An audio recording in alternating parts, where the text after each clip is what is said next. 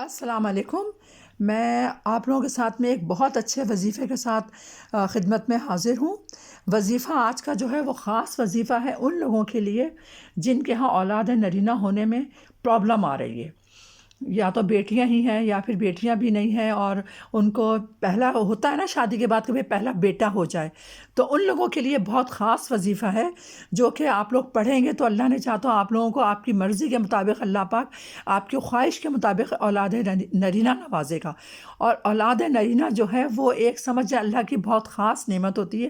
اگر پہلے شادی کے فوراً بعد پہلے ہی سال یا دوسرے سال اللہ پاک اولاد نرینہ دے، لیکن دعا یہ بھی کرنا چاہیے کہ خیریت کے ساتھ ہو، دوسری چیز یہ کہ نیک ہو۔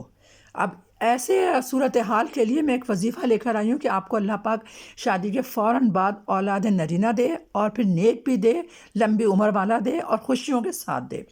تو اس کے لیے وظیفہ ہے استغفر اللہ ربی من کل ذنب واتوب الیہ۔ یہ استغفار آپ پڑھیں گے تو اس کی وجہ سے آپ کو اللہ پاک آپ کی خواہش کے مطابق اولاد نرینہ دے گا۔ اس کو آپ نے صبح شام 111 مرتبہ پڑھنا ہے، اور پڑھ کے مصلی پر بیٹھے ہی اٹھنا نہیں ہے۔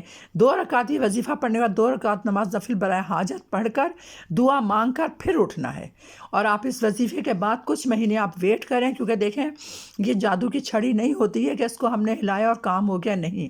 اس کے لیے تھوڑا سا ویٹ کرنا پڑتا ہے، تھوڑی سی محنت کرنا پڑتی ہے۔ محنت میں کیا ہے کہ آپ لوگ اس کو تھوڑا سا خشوع اور خضوع کے ساتھ پڑھیں۔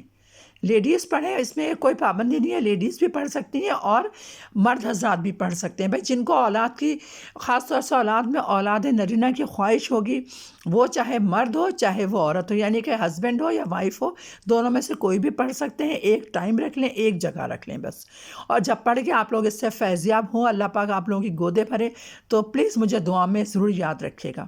اب اس ویڈیو کے ساتھ میں آپ سے اجازت چاہتی ہوں۔ اللہ حافظ۔ نیکسٹ ویڈیو میں آپ لوگوں کے لیے اور اچھی ویڈیو لے کر آؤں گی جو آپ لوگوں کے کام کی ثابت ہو۔ اوکے، اللہ حافظ، السلام علیکم۔